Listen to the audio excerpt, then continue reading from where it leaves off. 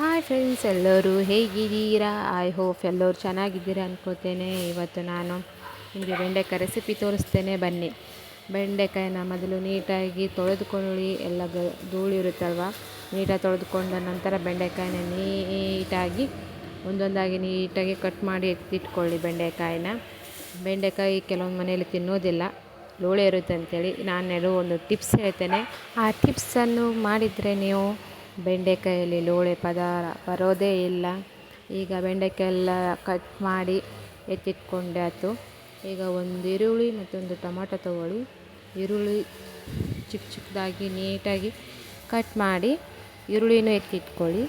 ನಂತರ ಒಂದು ಟೊಮಾಟೊ ತೊಗೊಳ್ಳಿ. ಟೊಮಾಟೊನು ಚಿಕ್ಕದಾಗಿ ನೀಟಾಗಿ ಕಟ್ ಮಾಡಿ ಎತ್ತಿಟ್ಕೊಳ್ಳಿ. ನಂತರ ಒಂದು ಕರಿಬೇವಿನ ಸೊಪ್ಪು ಮತ್ತು ಕೊತ್ತಂಬರಿ ಸೊಪ್ಪು ಎತ್ತಿಟ್ಕೊಳ್ಳಿ. ಈಗ ಎಲ್ಲ ಕಟ್ ಮಾಡಿ ಇಟ್ಕೊಂಡಾಯಿತು. ನಾನೇನೇನಂದರೆ ಈರುಳ್ಳಿ, ಟೊಮಾಟೊ, ಕೊತ್ತಂಬರಿ ಸೊಪ್ಪು, ಕರಿಬೇವಿನ ಸೊಪ್ಪು ಇದೆಲ್ಲ ಎತ್ತಿ ಇಟ್ಕೊಂಡಿದ್ದೇನೆ. ನಂತರ ಈಗ ಗ್ಯಾಸನ್ನು ಆನ್ ಮಾಡೋಣ. ಈಗ ಬಾಣಲಿ ಇಟ್ಟು ಬಾಣಲಿಗೆ ನಾವು ಈಗ ಬೆಂಡೆಕಾಯಿಯನ್ನು ಹಾಕಿ ನೀಟಾಗಿ ನಿಧಾನವಾಗಿ ನಾವು ಬೆಂಡೆಕಾಯನ್ನು ಫ್ರೈ ಮಾಡೋಣ. ಬೆಂಡೆಕಾಯಿ ಎಷ್ಟು ಚೆನ್ನಾಗಿ ಫ್ರೈ ಮಾಡ್ತೇವೋ ಅಷ್ಟು ಬೆಂಡೆಕಾಯಿ ಚೆನ್ನಾಗಿ ಬರುತ್ತೆ. ಈಗ ಬೆಂಡೆಕಾಯಲ್ಲಿ ಸ್ವಲ್ಪ ಎಣ್ಣೆ ಮತ್ತು ಉಪ್ಪು ಹಾಕಿ. ಏಕೆಂದರೆ ಉಪ್ಪು ಹಾಕೋದ್ರಿಂದ ಬೆಂಡೆಕಾಯಲ್ಲಿ ಲೋಳೆ ಬರೋದಿಲ್ಲ. ಹಾಗಾಗಿ ಬೆಂಡೆಕಾಯಿ ನೀಟಾಗಿ ಫ್ರೈ ಮಾಡಿ. ಬೆಂಡೆಕಾಯಲ್ಲಿರುವಂಥ ಲೋಳೆ ಅಂಶ ಎಲ್ಲ ಹೋಗಬೇಕು.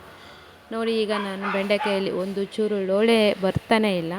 ಈ ಥರ ಬೆಂಡೆಕಾಯಿ ಫ್ರೈ ಮಾಡಿದರೆ ತುಂಬ ಚೆಂದ ಆಗುತ್ತೆ ಬೆಂಡೆಕಾಯಿ ಪಲ್ಯ. ಈಗೆಲ್ಲ ಆಯಿತು, ಇದನ್ನು ಎತ್ತಿಟ್ಕೊಳ್ಳೋಣ. ಈಗ ಬೆಂಡೆಕಾಯಿ ಫ್ರೈ ಮಾಡಿ ಎತ್ತಿಟ್ಕೊಂಡಾಯಿತು. ಈಗ ಮತ್ತೆ ಒಗ್ಗರಣೆಗೆ ಬಾಣಲಿ ಇಟ್ಕೊಂಡು ಅದಕ್ಕೆ ಎಣ್ಣೆ ಹಾಕೋಣ. ಮತ್ತು ಅದರಲ್ಲಿ ಸ್ವಲ್ಪ ಸಾಸಿವೆ ಹಾಕಿ ಎಣ್ಣೆ ಕಾದ್ಮೇಲೆ ಚಟಪಟ ಅಂದಮೇಲೆ ಅದಕ್ಕೆ ಸ್ವಲ್ಪ ಕರಿಬೇವಿನ ಸೊಪ್ಪು ಮತ್ತು ಒಂದು ಈರುಳ್ಳಿ ಹಾಕಿ ಚೆನ್ನಾಗಿ ಫ್ರೈ ಮಾಡೋಣ.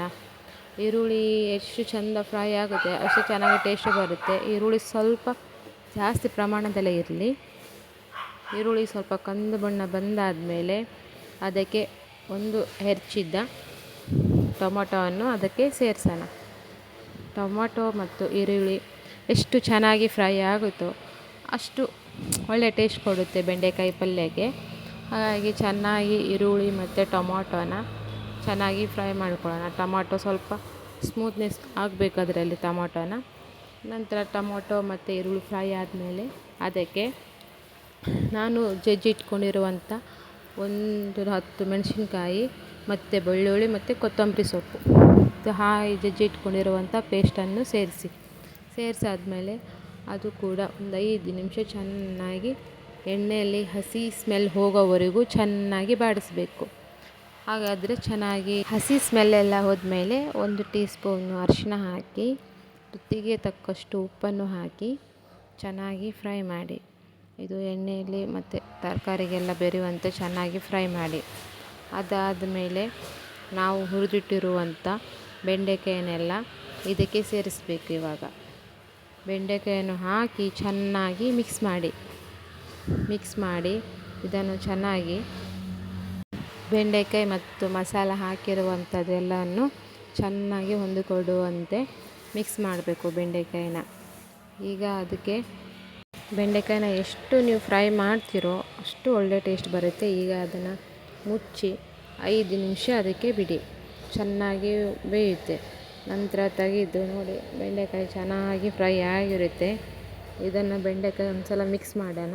ಮಿಕ್ಸ್ ಮಾಡಿದ ನಾವು ಹುರಿದು ಮತ್ತು ಪೌಡ್ರ್ ಮಾಡ್ಕೊಂಡಿರುವಂಥ ಶೇಂಗಾದ ಹುಡಿನ ಅದಕ್ಕೆ ಸೇರಿಸಬೇಕು.